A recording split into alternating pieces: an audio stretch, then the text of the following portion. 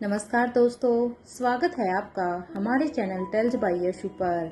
यहाँ पर आपको मिलेंगी अनोखी और रोचक कहानियाँ। अगर आपको हमारी कहानियाँ पसंद आती हैं तो कृपया करके हमारी वीडियो को लाइक करें, इसको अपने दोस्तों के साथ शेयर करें और अगर आप इस चैनल पर नए हैं तो कृपया करके सब्सक्राइब करें। आपका हमारे चैनल पर विजिट करने के लिए बहुत बहुत धन्यवाद। चलिए आज की कहानी का सफर शुरू करते हैं। पिछले एपिसोड में हम सब ने सुना था कि यहाँ पर एक शख्स अभी अपनी गाड़ी से उतर कर आता है। वो ये सोच कर आता है कि शायद आयशा मारवा उसे यहाँ पर मिल जाए, लेकिन जब वो यहाँ पर आता है तो यहाँ पर आयशा मारवा के इस विला पर लोग लगा हुआ था। तभी वो वहाँ खड़े दो शख्स से पूछता है तो अब उनमें से एक कहता है कि ये एक यहाँ पर आयशा मारवा का विला है और ये दूसरा यहाँ पर मिसेज श्रेया गुलेरिया का है। इस बात पर वो शख्स कहता है, लगता है काफी टाइम से ये विला बंद है। ये सुनते ही वो आदमी कहता है, हाँ वो इन दोनों ही विला की मालकिन अब यहाँ पर नहीं रहती हैं। ये कहते हुए ही वो आदमी अब वहाँ से जाने लगता है तो वहीं वो शख्स वो बस अब अपने सामने के ही दोनों ही विला को देख रहा था। वो भी क्योंकि यहाँ पर आयशा मारवा को ढूंढने के लिए आया था। तो इस दूसरी तरफ दमयंती देवी के किले पर दो शख्स अब यहाँ पर उस किले में थे। उनमें से अब एक कहता है, तुम्हें क्या लगता है वो सभी यहाँ पर आएंगे? इस बात पर अब उसका दूसरा साथी कहता है, हाँ वो जरूर आएंगे, क्योंकि उनके पास अब कोई ऑप्शन ही नहीं है। अब बस अपनी नजर सामने ही बनाए रखो, क्योंकि वो लोग किसी भी वक्त यहाँ पर आने वाले होंगे। उन लोगों को हमारे ऊपर किसी भी तरह का शक नहीं होना चाहिए। अभी हमारा बस एक ही काम है, उन लोगों को हमारे बिछाए हुए जाल में फंसाने का, क्योंकि अब वो लोग खुद हमारे जाल में फंसने के लिए आ रहे हैं। बस एक बार वो चारों जो यहाँ के लिए निकले हैं वो चारों यहाँ पर आ गए ना तो समझो कि अपना काम पूरा हो गया। वैसे ये दमयंती है कहाँ पर? इस बात पर अब उसका साथी कहता है, तुम्हें दमयंती की चिंता है क्या? तुम्हें ये पता है कि वो सौम्या कहाँ पर है? अब ये सुनते ही अब उसका साथी कहता है, तुम चिंता मत करो, हमारे आदमी उन दोनों को ढूंढने में लगे हुए हैं और वो जल्द ही हम दोनों को मिल जाएंगी। अब ये सारी बातें छोड़ो, क्योंकि अभी हमारे पास उन दोनों के बारे में बातें करने का समय नहीं है। अभी बस हमें यहाँ पर चौकन्ना न रहकर उन चारों के ही आने का इंतजार करना है, ताकि उन्हें हम अपने जाल में फंसा सकें। ये दमयंती देवी का कंट्रोल रूम है। यहीं से वो अपनी स्त्री सिपाहियों को आदेश देती थी, एक काम करो, अपने लोगों को इस किले के आसपास तैनात कर दो, वो भी बिना किसी की नजर में आए। और वैसे भी हमारे खास आदमी आ रहे हैं, हम उन्हें अकेले कैसे छोड़ सकते हैं, क्योंकि हम तो यहाँ पर उनके वेलकम के लिए ही तो खड़े हैं ना। उनका वेलकम तो करना बनता है। कितनी मुश्किल से ये चारों अब एक साथ हमारे कब्जे में होंगे। ये सुनते ही अब उसका साथी कहता है, तुम चिंता मत करो, ये सारा काम अभी हो जाएगा। और ये सुनते ही उनका साथी वहाँ से स्टेयरकेस की तरफ बढ़ने लग जाता है। स्टेयरकेस से होते हुए वो ऊपर की तरफ जाने लगता है और जैसे ही वो यहाँ पर छत पर पहुँचते हैं तो वो अब अपनी दूरबीन से अब अपने आसपास के एरिया को देखने लगते हैं, ताकि दूरबीन से उसे ये पता लग सके कि क्या वो चारों के चारों जो यहाँ पर आने के लिए दिल्ली से निकले हैं, क्या वो यहाँ पर आसपास पहुँच चुके हैं या नहीं। ये शख्स जब अपनी दूरबीन से चारों तरफ देख रहा था तो दूर दूर तक यहाँ पर राजस्थान ही दिखाई दे रहा था।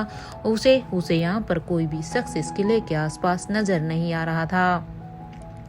जिन चारों को वह इंतजार कर रहा था उनमें से कोई भी अब नजर नहीं आ रहा। उसे बस उस किले को घेर कर उनके ही आदमी खड़े हो गए थे, जो उसे बस इस दूरबीन में दिखाई दे रहे थे। और सभी की नजर यहाँ पर आसपास की हर एक एक्टिविटी पर थी। वो सभी यहाँ पर हर एक एक्टिविटी पर अपनी नजर बनाए हुए थे कि कहीं से कोई भी हलचल हुई तो वो चौकन्ना हो सकें। तो वहीं दूसरी तरफ अब यहाँ पर एक ओपन जीप में धनंजय पीरामल, राजीव गुलेरिया, करण और महेंद्र ये दमयंती देवी के किले की तरफ ही बढ़ रहे थे। जब ये चारों के चारों यहाँ पर किले की तरफ बढ़ रहे थे तभी महेंद्र पीरामल कहते हैं, मैं क्या बोलता हूँ, वहाँ जाना जरूरी है क्या? अब उसकी ये बात सुनते ही धनंजय पीरामल कहते हैं, महेंद्र, ये कैसा सवाल है? अरे जब हम यहाँ पर इस किले के पास पहुँच चुके हैं तब तुम ये कैसे सवाल कर रहे हो? वहाँ हमारा जाना बहुत ही जरूरी है और ये बात तुम भी जानते हो कि हम किस मकसद से यहाँ पर आए हैं। उसके बाद ये कैसे बुलशिट को सवाल पूछ रहे हो? यहाँ पर वो सभी अब एक दूसरे से ही बातें कर रहे थे कि तभी अचानक से वो जीप अब वहीं पर ही रुकती है। जैसे ही यहाँ पर ये जीप रुकी तो अब राजीव कहता है, क्या हुआ है? तुमने गाड़ी यहाँ पर क्यों रोक दी है? अब राजीव की ये बात सुनते ही वो ड्राइवर कहता है, अब ये गाड़ी यहाँ से आगे बिल्कुल भी नहीं जाएगी। वहाँ पर कैमल है, अब आगे का सफर उनके साथ ही करना होगा। अब आप आगे उन कैमल के ऊपर बैठकर ही जा सकते हैं। ये सुनते ही वो सभी अब उस जीप से नीचे उतर जाते हैं, क्योंकि आगे पूरा का पूरा थार मरुस्थल था जहां पर रेत ही रेत दिखाई दे रहा था। अब वो उस रेत को देखकर समझ जाते हैं कि ये ड्राइवर सही कह रहा है। अब वहां पर आगे जीप इस रेत में नहीं चल पाएगी। जब वो चारों इस जीप से नीचे उतर जाते हैं तो यहाँ पर राजीव गुलेरिया अब अपने पॉकेट में हाथ डालता है और अब वो यहाँ पर अपना वैलेट निकाल कर अब उस ड्राइवर को उसका किराया दे देता है। और अब वो यहाँ पर जैसे ही उस ड्राइवर को भी यहाँ पर किराया मिलता है तो वहाँ से अपना वापस जाने लगता है। इधर उसके जाने के बाद अब यहाँ पर महेंद्र पीरामल कहता है, यार सच बताऊं, हम देखो यहाँ पर आ तो जरूर गए हैं क्योंकि हम आलिशा को बचाने के लिए यहाँ तक आए हैं, लेकिन एक बात बोलूं, मुझे तो यहाँ पर बड़ा ही अजीब लग रहा है। पता नहीं क्यों, लेकिन मेरी सिक्स सेंस कह रही है कि हमें यहाँ नहीं आना चाहिए था। यहाँ कोई खतरा हो सकता है। महेंद्र की ये बात सुनते ही अब करण गुलेरिया कहते हैं, मैंने तुम्हें तब भी कहा था ना महेंद्र कि तुम वापिस जा सकते हो, क्योंकि जब से तुम यहाँ पर इस दमयंती के किले के लिए निकले हो तब से तुम यही सब बातें किए जा रहे हो। लेकिन वो तुम ही थे ना जिसने राजीव को छोड़कर नहीं जाना था। तुम ही तो कह रहे थे कि तुम राजीव के बिना वापिस नहीं जाओगे। तो बस अब चुपचाप होकर चलो, क्योंकि हमने तुम्हें पहले भी ऑप्शन दिया था कि तुम वापिस दिल्ली जा सकते थे, लेकिन तुम्हें उस समय राजीव का साथ चाहिए था।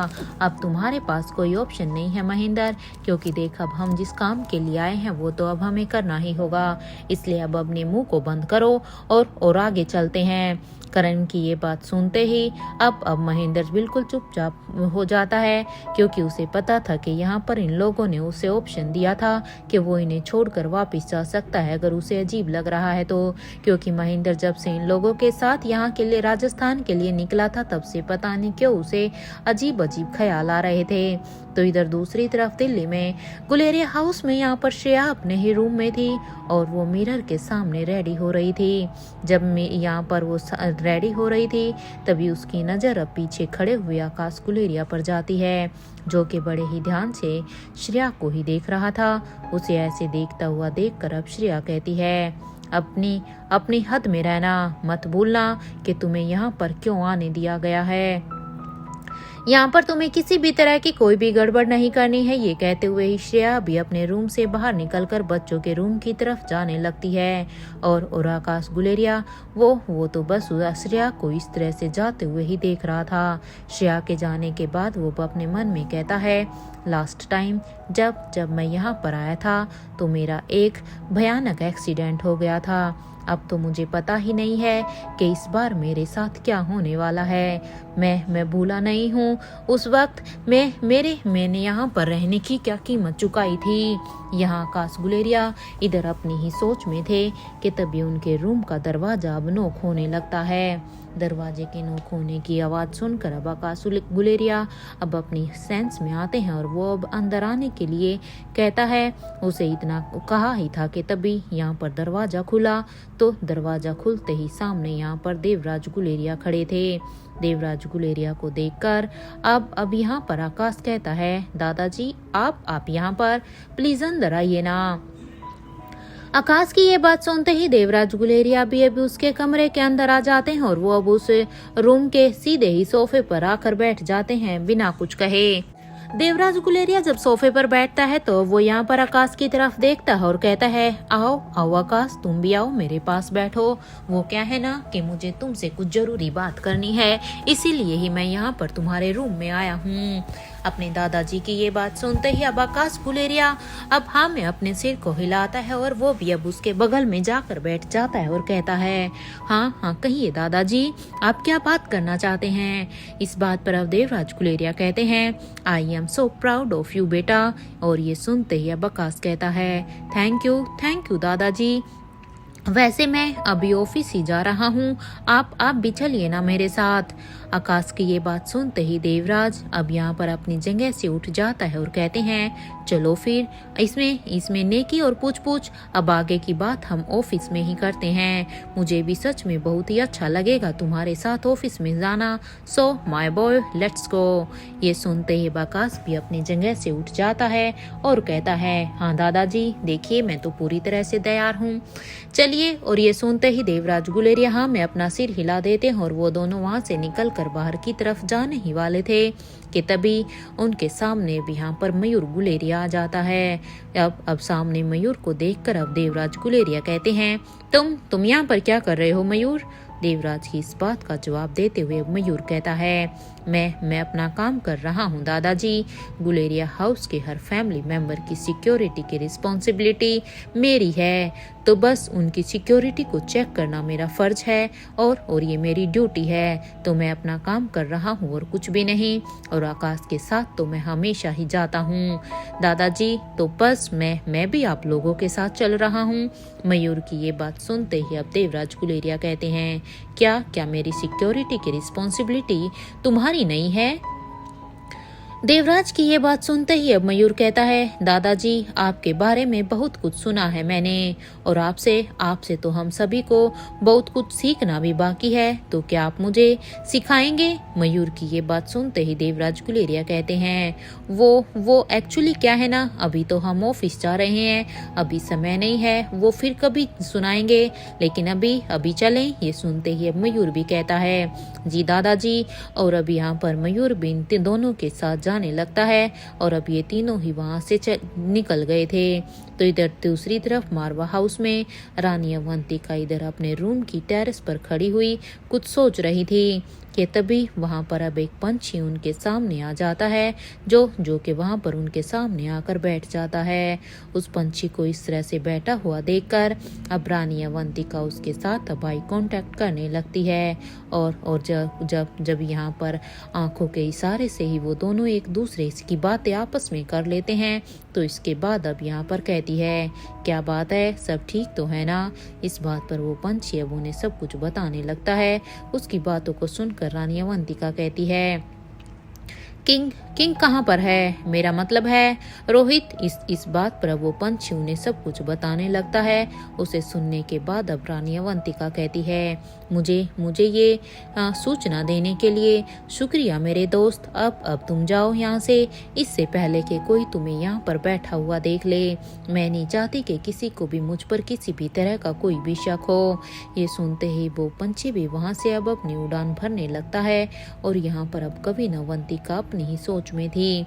जब यहाँ पर वो कुछ सोच रही थी तभी अचानक से उसके रूम का दरवाजा खुला। रानी यहाँ जैसे ही उसे दरवाजे के खुलने की आवाज आई तो रानी अवंतिका पीछे की तरफ मुड़कर देखती है। अवंतिका ने जैसे पीछे की तरफ मुड़कर देखा तो यहाँ पर उनके कमरे में यानी कि अनीका और आलिशा के कमरे में खुद रानी आलिशा ही आई हुई थी। वो यहाँ पर कमरे में घुसते हुए अनीका को ही आवाज लगा रही थी। इधर उसकी आवाज को सुनकर अवंतिका जल्दी से टेरेस से होकर अब अपने रूम में आती है। तो उन्हें देखकर अब यहाँ पर आलिशा अब अनीका को काफी खुश होते हुए अब उन्हें एक हक कर लेती है और कहती है, thank you so much Anika. Alisha की ये बात सुनते ही अब अवंतिका कहती है, इसमें थैंक यू की क्या बात है आलिशा। हाँ, ये तो हमारा फर्ज है। देखिए आप फ्रांस की रानी है और हाँ एक रानी को इमोशनल होना शोभा नहीं देता है। आप हमारी बात मानिए तो अपने अंदर की हर फीलिंग हर इमोशंस को दबा दीजिए, वरना कभी ये इमोशंस हमारे अपने ही दुश्मन बन जाते हैं। हमें उम्मीद है कि आप हमारी बात को समझ रही होंगी रानी आलिशा। अब अनीका की ये बात सुनते ही अब आलिशा कहती है, हम कुछ समझे नहीं अनीका, आप कहना क्या चाहती हैं। आप ये किस तरफ इशारा कर रही हैं, मुझे खुलकर बताइए, क्योंकि हम सब के अंदर अपनी इमोशंस होती हैं और हम इतना जानते हैं कि हमें अपने इमोशंस को एक्सप्रेस करना चाहिए, लेकिन सबके सामने नहीं, लेकिन हाँ, हम अपने अपनों के सामने तो कर ही सकते हैं। और अनिका, तुम मेरी अपनी हो।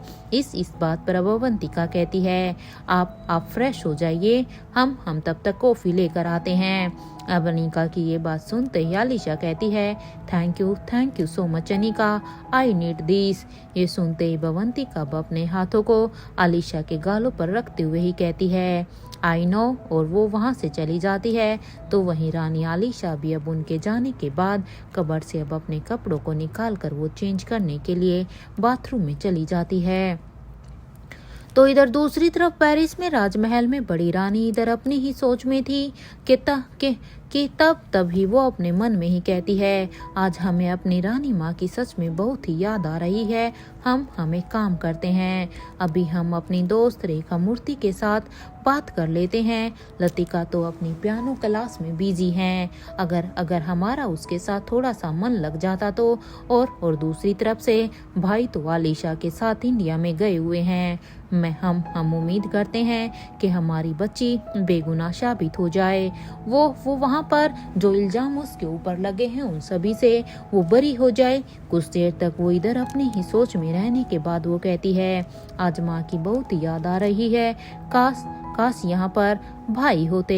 एक काम करें, आज माँ के रूम में हम चले जाएं, बाद में हम भाई को आने के बाद हम उन्हें सब सच बता देंगे। हालांकि मुझे पता है कि धनंजय को बिल्कुल भी अच्छा नहीं लगेगा, लेकिन हम बाद में उनसे माफ़ी मांग लेंगे। यही सोचकर ही आज वो अपनी जगह से उठकर अब अपने रूम से निकल जाती हैं, क्योंकि आज यहाँ पर बड़ी रानी अपने आप को काफ़ी अकेला महसूस कर रही थी। वो यहाँ पर आज उनसे बात करने के लिए कोई भी नहीं था, इसलिए वो एलिवेटर की तरफ जाने लगती हैं। और वो जैसे ही एलिवेटर में जाती हैं तो वहाँ जाने के बाद अब वो उस फ्लोर के बटन को प्रेस कर देती हैं जहाँ पर रानी अवंतिका का कमरा हुआ करता था। इधर कुछ ही देर के बाद जब एलिवेटर से वो उस फ्लोर पर आती हैं तो वहाँ आने के बाद अब वो अपने कदमों को उस रूम की तरफ बढ़ा देती हैं। कुछ ही देर के वॉकिंग डिस्टेंस के बाद वो जब रानी अवंतिका के रूम के बाहर खड़ी थी तब यहाँ पर उनके मन में बहुत सारी ही फीलिंग आ रही थी। एक तरफ वो ये सोच रही थी कि क्या उन्हें इस रूम के अंदर जाना चाहिए। अगर धनंजय को ये पता चला तो वो सच में उससे बहुत ही नाराज होंगे, और पता नहीं जब मैं उनसे माफ़ी भी मांगूंगी वो मुझे माफ़ भी करेगा या नहीं। क्या मुझे इसके अंदर जाना चाहिए। एक तरफ उनका मन कर रहा था कि वो इस कमरे में जाए, लेकिन उसका दिमाग उन्हें कह रहा था, नहीं बिल्कुल भी नहीं, ये धनंजय को अच्छा नहीं लगेगा। वो यहाँ पर आने के बाद किसी कसम में थी, इसलिए कि ये लंबी गहरी सांस अब पहले वो लेती हैं और यहाँ पर एक फैसला करती हैं कि वो उन्हें अब अंदर जाना ही चाहिए। आखिर वो भी तो देखे कि उसकी रानी माँ के कमरे में ऐसा क्या है। और वो अब जैसे ही अपने मन को पक्का कर अब उस रूम के दरवाजे को खोलने की कोशिश करती है तो पहले तो वो दरवाजा उनसे खुलता ही नहीं है, इसलिए वो बार अब उस रूम के दरवाजे को खोलने की कोशिश करती है, लेकिन वो उस दरवाजे को खोल ही नहीं पाती है। और जब उनसे ये दरवाजा नहीं खुलता तब वो अपने मन में सोचती है, आखिर हम इस रूम को कैसे खोल सकते हैं, ये खुल क्यों नहीं रहा। यहाँ बड़ी रानी अपनी ही सोच में थी, उनके चेहरे पर परेशानी थी एक नाकामयाबी की कि वो यहाँ पर तक आने के बाद भी आज जब उन्होंने अपने मन को इतना मजबूत किया है कि वो अपनी रानी माँ के कमरे में जा सके, उनकी हर चीज को देख सके, तब भी उनसे ये दरवाजा नहीं खुला। तभी उनके कानों में अपने फोन बजने की आवाज आती है। जब वो अपने फोन की तरफ देखती है तो यहाँ पर उनके फोन पर लतिका का ही फोन आ रहा था। लतिका के नंबर को देखकर अब बड़ी रानी अपने फोन को उठाकर कहती है, यस लतिका, व्हाट हैपेंड। इस बात पर अब उन्हें सामने से आवाज आती है, बड़ी रानी माँ, हम डाइनिंग टेबल पर आपका ही वेट कर रहे हैं। आप कहाँ पर हैं? प्लीज आप जहाँ कहीं भी हैं आप यहाँ आ जाइए। वैसे आप यहाँ कब तक आएंगी? लतिका की ये बात सुनते ही बड़ी रानी कहती है, हम बस अभी आ रहे हैं, आप वहीं पर ही हमारा वेट कीजिए। और ये कहते हुए ही बड़ी रानी अब अपने फ़ोन को डिस्कनेक्ट कर देती है, क्योंकि यहाँ पर दरवाज़ा तो उनसे खुला ही नहीं था, इसलिए उनके पास अब कोई ऑप्शन नहीं था और वो वहाँ से जाने लगती हैं। लेकिन इसके बाद भी वो बार बार पीछे मुड़कर अपनी रानी माँ के दरवाजे को ही देखते हुए जा रही थी। इधर दूसरी तरफ यहाँ पर कैलाश अधिकारी के पैलेस में किचन में काम कर रही अब यहाँ पर अंजलि मामी को देखकर अब कैलाश अधिकारी कहते हैं, एक झटके में सब कुछ कितना सूना हो गया है ना। इस बात पर अब अंजलि मामी कहती है, हाँ आप ठीक कह रहे हैं कैलाश जी, वो बात तो आपकी ठीक है, लेकिन अब कर भी क्या सकते हैं। गुलेरिया हाउस और मारवा हाउस में शादी है, अगर बच्चे नहीं जाते तो बाकी सभी का तो दिल ही टूट जाता ना, क्योंकि शादी में अगर अपनी खुद की ही फैमिली ना हो तो बिल्कुल भी अच्छा नहीं लगता। खास करके ओमकार और प्रीति का, वरे उनके लिए तो ये कितना खास दिन है ना। और अगर उसी खास दिन में उनके भाई और भाभी वहाँ पर नहीं होंगे तो मन में कहीं ना कहीं एक दुख रहता ही है। इस बात पर अब कैलाश अधिकारी कहते हैं, मुझे तो जाना ही होगा, आखिर उस घर में मैंने अपनी बेटी दी है। मैं शादी वाले दिन ही अब वहाँ पर इंडिया में उस शादी को अटेंड करने के लिए जाऊंगा। और हाँ देखो, आपको ये सारा काम करने की बिल्कुल भी ज़रूरत नहीं है, यहाँ पर सर्वेंट हैं, आप क्यों हमेशा ये सारा काम करती रहती हैं। पहले तो बच्चे थे तो समझ में आता था कि आप उन सब की खुशी के लिए करती थी, लेकिन अब आपको ये सब करने की ज़रूरत नहीं है। कैलाश की ये बात सुनते ही अंजलि मामी कहती है, घर वालों के लिए काम करने में मुझे थकान नहीं होती है, वैसे आकाश उठ गया है। इस बात पर अब कैलाश अधिकारी कहते हैं, अभी तो पता नहीं है वो उठा है या नहीं, मुझे आपने जो बनाया है उसे लेकर उसके रूम में चली जाइए। अगर वो जाग गया होगा ना तो आप उसे खिला भी दीजिएगा और उसे समझा भी दीजिएगा कि जो कुछ भी हो रहा है वो सब उसकी भलाई के लिए ही हो रहा है। एक बात कहनी थी मुझे आपसे। कैलाश की इस बात पर अब अंजलि मामी कहती है, जी हाँ कहिए ना, क्या बात है।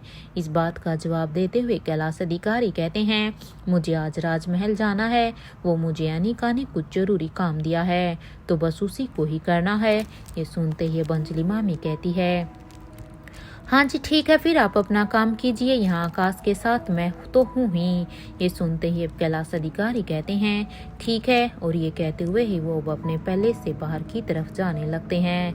तो इधर बूढ़े किंग के पैलेस में वो इधर अपने रूम में ही अपनी एक गहरी सोच में थे कि तभी उनके रूम का दरवाजा नॉक होने लगता है।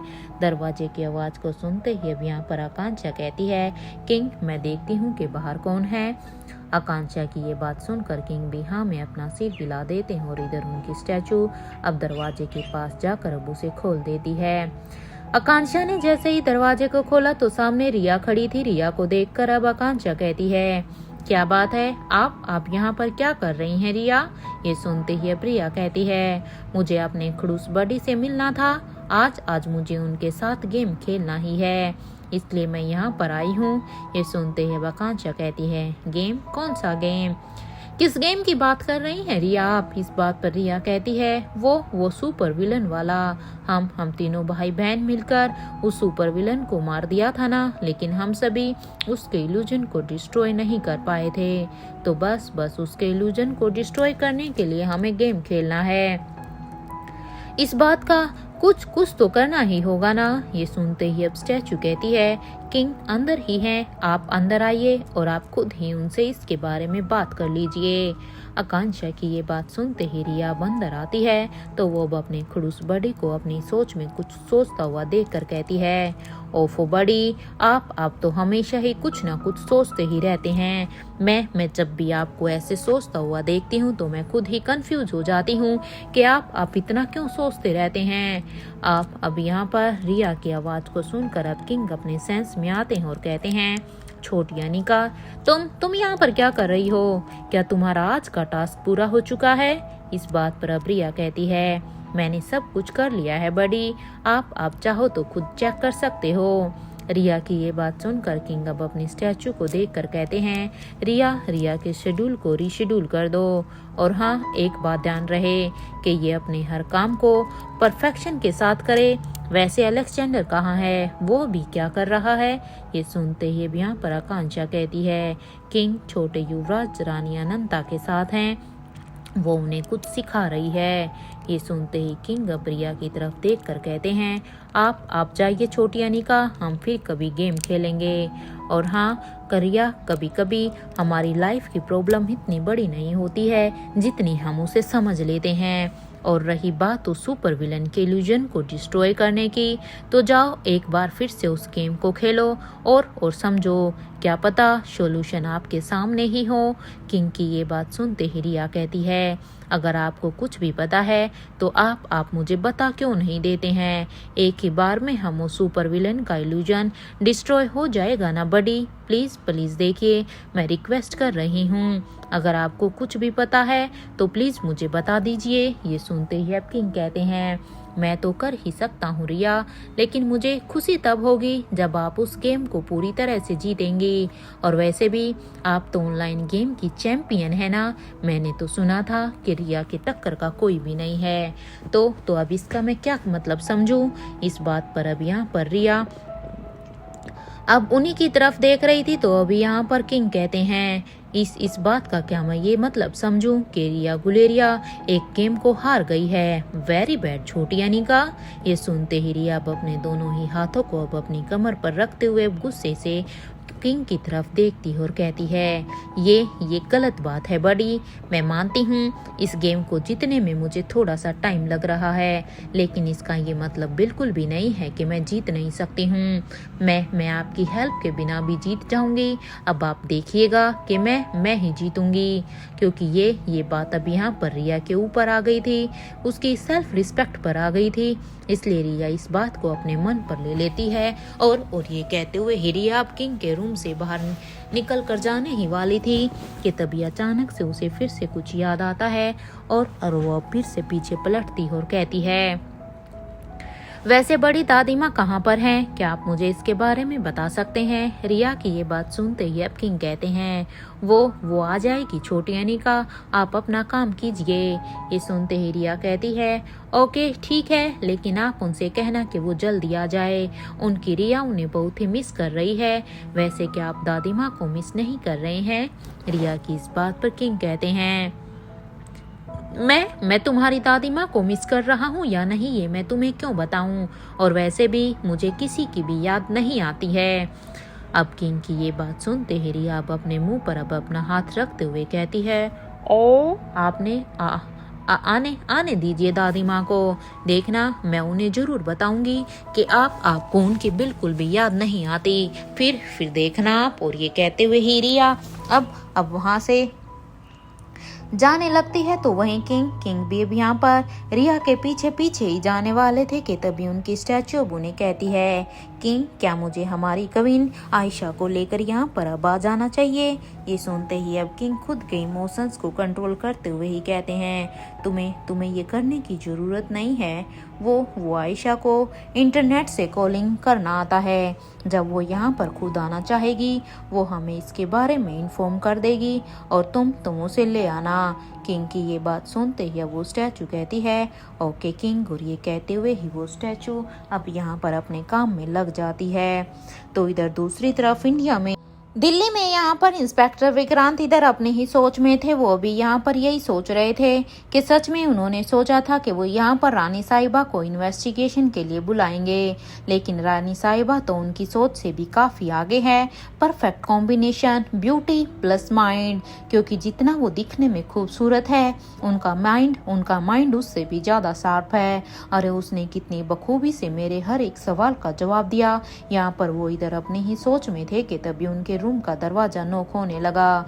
इस दरवाजे की आवाज़ को सुनकर वो जब दरवाजे के पास जाकर उसे खोलते हैं तो इधर अपने सामने अपनी बहन करिश्मा को देखकर वो कहते हैं, तुम यहाँ पर क्या कर रही हो? ये सुनते ही करिश्मा कहती है, मैं अपने साथ अपनी भाभी की फ़ोटो लेकर आई हूँ। ये सुनते ही विक्रांत कहते हैं, आप पहले अंदर आइए। और क्या आप यहाँ पर अकेली आई हैं? मेरा मतलब है कि दादू कहाँ है? या दादू भी तुम्हारे साथ आए हैं? इस बात पर करिश्मा कहती है, दादू तो यहाँ से वापस चले गए हैं, वो मुझे यहाँ पर ड्रॉप करके गए हैं। ये सुनते ही विक्रांत कहते हैं, करिश्मा आप अंदर आइए और हाँ देखिए, आप किचन में मत जाइए और गैस स्टोव के पास तो बिल्कुल भी नहीं, क्योंकि यहाँ विक्रांत अपनी बहन की सेफ्टी के लिए काफ़ी कंसर्न था। अब ये सुनते ही करिश्मा कहती है, आप कहीं जा रहे हैं क्या? इस बात पर विक्रांत कहते हैं, बेटा मैं बस अभी थोड़ी ही देर में आता हूँ, मुझे दादू से मिलना है। ये सुनते ही करिश्मा कहती है, लेकिन दादू तो चले गए हैं, मैंने कहा ना उन्हें कुछ जरूरी काम था। ये सुनते ही विक्रांत कहते हैं, मुझे अच्छी तरह से पता है कि आपके दादू अभी किस काम के लिए गए हैं। अब चलो आप अंदर जाइए। ये सुनते ही करिश्मा भी अब अंदर चली जाती है तो वहीं विक्रांत अभी बाहर से अब अपने घर को लॉक कर देते हैं और उसके बाद अब वो यहाँ पर अपनी बाइक को स्टार्ट करते हैं और जो डायरेक्शन करिश्मा ने उन्हें बताया था कि किस डायरेक्शन की तरफ उसके दादू गए हैं तो वहीं अपनी बाइक को वो उसी डायरेक्शन की तरफ चलाने लगते हैं।